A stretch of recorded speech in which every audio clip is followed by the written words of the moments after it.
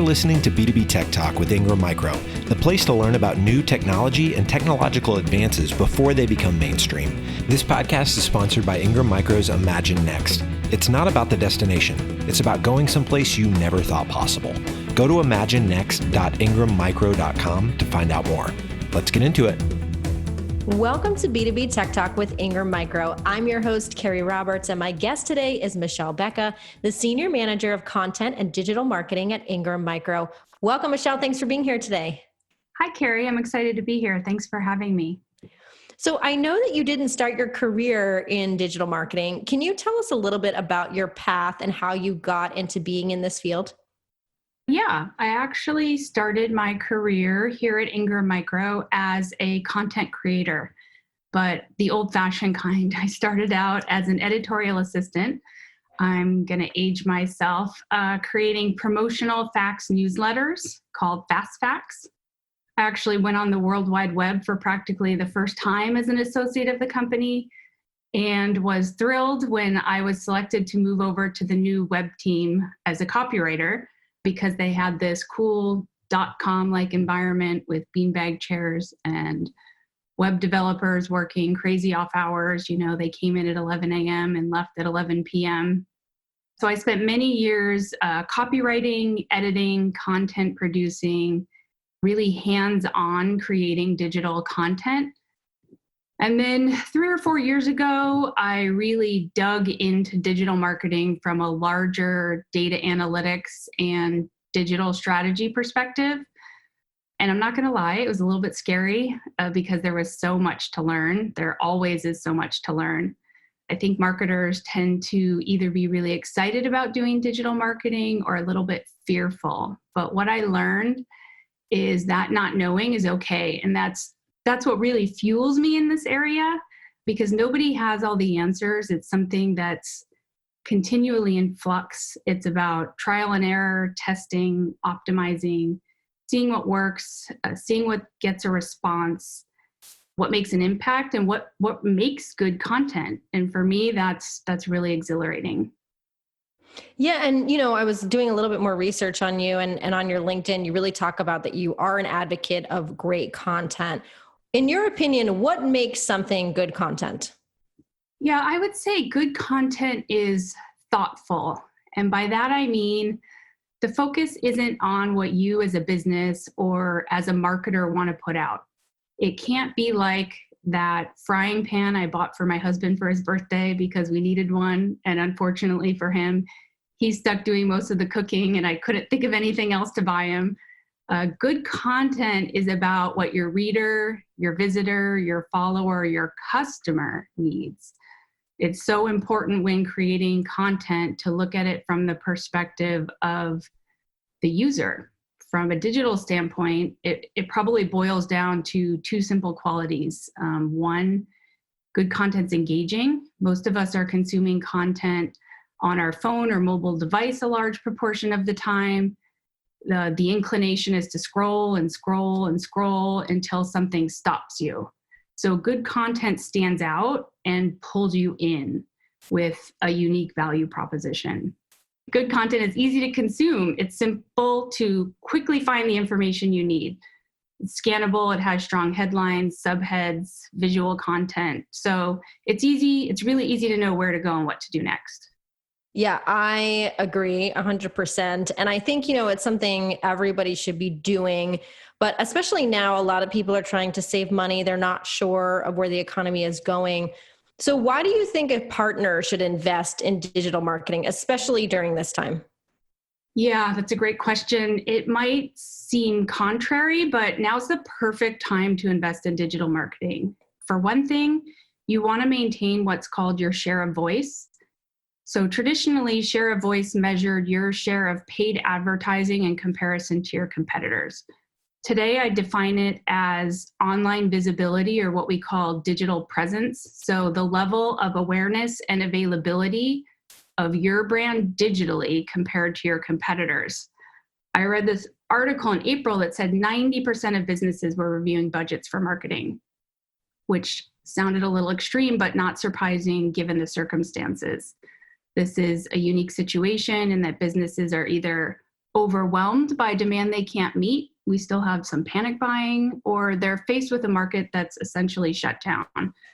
But cutting budgets while, providing some short-term relief could result in market share loss that will be really difficult and costly to regain once the market becomes competitive again. So short-term relief doesn't outweigh that long-term risk.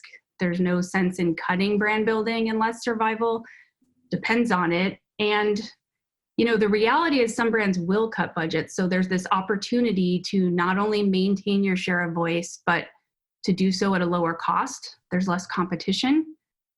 And there's a really big opportunity. So excess share of voice is how much greater your share of voice, that digital presence, is over your share of market.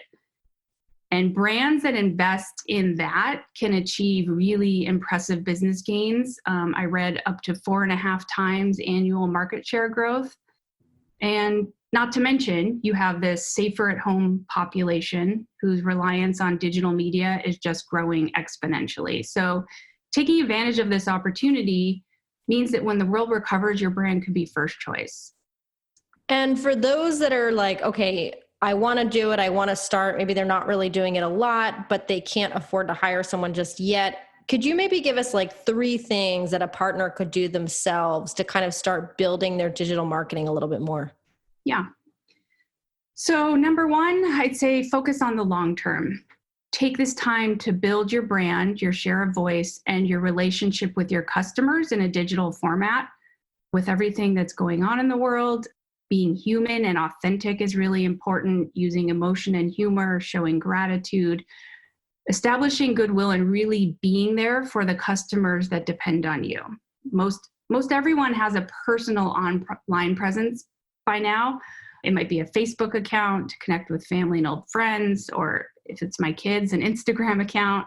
If you're an active professional, probably a LinkedIn account. So start building that same kind of presence you have personally in a business sense. See where your customers are and start engaging them with them there. Second, I would say in terms of digital campaigns, my best advice is to start with the business need. Just like you wouldn't build a print marketing campaign without knowing your objective. The same holds true here. Marketing is marketing, regardless of the medium. Your objective and your audience will then dictate your tactics and your channels. And third, I would say be brave and bold. The coolest thing about digital marketing is that it's measurable, which provides you the opportunity to learn, to instantly refine, pivot, and you can continually improve and get better. Do you have any, you've been with Ingram for a little while now, do you have any like digital marketing things that either you did or you were a part of that worked really well that you were excited about that you could share? Yeah, so there's a lot. I don't even really know where to start. We had a campaign sometime last year, co-branded with a big vendor of ours, and it was just an awareness campaign. So just a campaign to really get the brand out there, get this solution out there. It offered some good content based on it. And we were able to track that campaign and find out that, 6 months later, we increased sales by over $500,000. So, that's something that's really basic. I think a lot of the times people feel like they need to do a campaign where they're generating leads and they're really pushing leads down the funnel. And it really starts with, as I was saying, just having that presence. So getting that presence out there is really the most important first step. So you said something important here because you're talking about brand awareness and then we go into marketing and then into sales. And you said, after 6 months or so, it produced sales. A lot of people don't understand that it works that way. Can you share how creating a presence and doing brand awareness gets you to some sort of sales in 6 months and how you track that in some way? Yeah, so it takes, and I can't really think of this statistic, but something like 7 to 10 times of seeing an ad or something to even click on it. So if you don't have that baseline presence out there, when you go to digital marketing to fulfill an objective, it's going to be really difficult to get people to take that next step. So you really need to build this strong foundation, this presence across multiple channels. We've become a very digital world, and people are in many places. They're on the web searching, they're on their social media. It's important that you have that brand visible and easy to find across the spectrum, so that when you go to specifically, ask your customers to perform an action, that they are used to seeing you and they're well aware of that value, and that allows you to push things forward to the next step. And in terms of tracking that, a marketing analytics platform is a big piece of that. Marketing automation and the ability to manage campaigns in multiple channels at the same time and really track the effectiveness and be able to reach people. So reach your customers with the right message at the right time. That's key. Now, if somebody is ready to hire someone or hire a company to help them with digital marketing, do you have any suggestions of what they should look for to make sure that person or that organization is a good fit for them? Yeah, so I think there's one big question when you are ready to make the next step into, dive into digital marketing. And that is, can you sufficiently reach your audience with the budget you have to meet your objective? If the answer to that is yes, digital marketing is a good fit. Like I said, digital is no longer something we do, it's more something we are. We are a digital society. Every marketing plan should have digital components. It's no longer an option.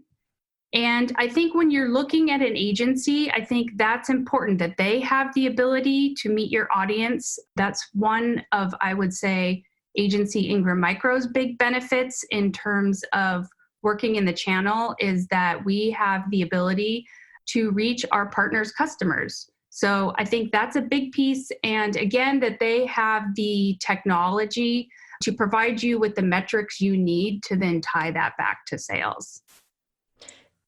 And Ingram Micro provides so many services. We talk about this all the time, and you do help your partners with digital marketing. Can you talk about how you help them and how people can learn more about being a partner and getting some of this as part of their service? Yeah. So this year, we're continuing to simplify and enhance our partners' web journey. We're building out our content marketing site, imaginex.ingrammicro.com, as the single destination for U.S. partners to learn about everything Ingram Micro has to offer, from services and thought leadership to events and more. The vision is that this site works in tandem with our e-commerce site for a very cohesive learn and shop experience. So that's one way, working to improve the partner experience, the partner journey. We'll be behind the digital communication surrounding our upcoming One event, this year's global virtual experience. Very excited to contribute to that. And we also help our partners reach their customers through digital marketing. So in addition to branding and advertising and video production services, we provide channel strategy. As I said, we understand our partners' businesses, we understand the IT channel, and we have the ability to reach their customers. We have the full gamut of content and digital marketing services. We do custom digital campaigns, email nurture campaigns, social media, digital advertising, web marketing. I mean, really whatever is needed to reach those customers. And that offering is constantly growing and evolving, as it must, to meet changing times, changing technology. The digital channels are always evolving and changing. This year, we've been fortunate to collaborate much more closely with our video production team, and we recently added video blogging, or vlogging as it's called, to our offering. Video is the number one method for content consumption. It's processed faster, viewed longer, results in more engagement and conversions. The idea of a vlog is that it's this raw, unfiltered feel that enables a really authentic connection, a one-to-many connection with loyal customers. It's perfect for showcasing a product or service in action or conveying complex information. And it's great for SEO, something like 53 times easier to rank a video in Google search results. Also this year, we launched our Ingram Micro Technology Solutions YouTube channel, where you can find some of our recent vlogs and where we are through SEO optimization, looking to make our growing library of video content even more accessible. I love it. You were mentioning the Ingram's Big One event, which you do every year, and this year it will be virtual and online. Can you talk about how your team adjusted this event to an online format, and what can attendees expect from it this year at this point? Yeah, so that's a great question, and that's something that is evolving by the minute. It's super exciting. It did require us to really think differently. I don't think it's possible to just decide to replicate an in-person event online. It's not the same experience. You don't receive the information the same way. So you really have to think about it in a different way. And technology plays a big part, where you host it, where you have registration, how you have it so that it's SEO optimized. When people search for it, they find the right information. There's this entire customer journey from, recruitment, where we're really reaching out saying, hey, we want you to come to this event, through that whole process that needs to be taken into account. And it can be complex and confusing. I talked about really thinking about the user to, be navigating through all these different new platforms. So really taking into account, how do we make it simple and engaging enough that people aren't distracted by what's going on around them. They're sitting at their laptop. How are they not, checking their email? So how do you really keep them engaged in what they're doing? So it's been a lot of fun. It's a big challenge, and we're thrilled to be taking it on. As far as digital marketing, our team, really is working to surround the whole event by providing that communication and help provide the best experience. And when will that event be held? That is November 3rd through 5th. And can people sign up? Is there a website for that to access it? Yes, it is on imaginex.ingrammicro.com/one global experience 2020. Registration is not yet open. I believe that's expected to open sometime mid-September. But look for us if you follow Ingram Micro's social media. We have Ingram Micro One has both a Twitter and an Instagram handle. So all the latest information is always coming out there as well. Now, the one question we ask all of our guests on this show, Michelle, is where do you see technology going within the next year? But in your realm, I'm curious where you think it's going as it pertains to digital marketing. Yeah, so for me, it revolves around marketing automation. I mentioned that earlier. For anyone who doesn't understand or know exactly what that is, it's really a technology that manages campaigns across channels automatically. I recently came across some statistics citing omni-channel marketing as 3 times more engaging than a single channel approach. So by delivering a consistent voice and cohesive message across all channels, a really seamless customer experience, you can generate much better results. Customer retention's better, average order value, purchase frequency, those are all higher. So omni-channel marketing is really the road to customer experience that keeps people coming back for more. It used to be that, we'd see an ad, maybe clip a coupon, go to a store or two, and then buy a product. But in recent years, we're doing more and more shopping and researching before shopping online. By next year, I see more completely digital customer journeys, and those journeys are not at all linear. Like, they're a combination of searching, seeing, maybe watching things in your social media feed, possibly clicking on an ad or clicking through an email, reading comments and reviews. So all kinds of digital touch points. And I recently attended an IDC webinar that said marketing guided information sources are preferred at every stage of the customer journey. So where experience with a product and sales get more important throughout the journey, they don't come close to the preference for like this self-service information gathering through digital sources. So we're moving toward a reach that doesn't just expand across all channels, so that omni-channel idea, but extends throughout the entire, maybe all digital customer journey. So while we can think it's creepy when it suddenly feels like our phone knows exactly what we're looking for, the truth is we've come to expect that to some degree. We expect that Amazon serves us up recommendations and accessories and related products. And, I always look for Amazon's choice because it makes it easier for us. We expect that a brand knows who we are and knows our preferences and isn't hitting us with ads and things that we're not interested in. So all of that means we need to be providing this personalized experience based on how our customers are engaging with us. And we can do this by leveraging marketing automation. It provides us with the insight to really nurture our customers with customized content based on their very own personal journey. So definitely marketing automation is going to be huge, as it has been, and it will continue growing. Audience targeting and segmentation will be an even larger focus as we strive to, provide this hyper-targeted, personalized content.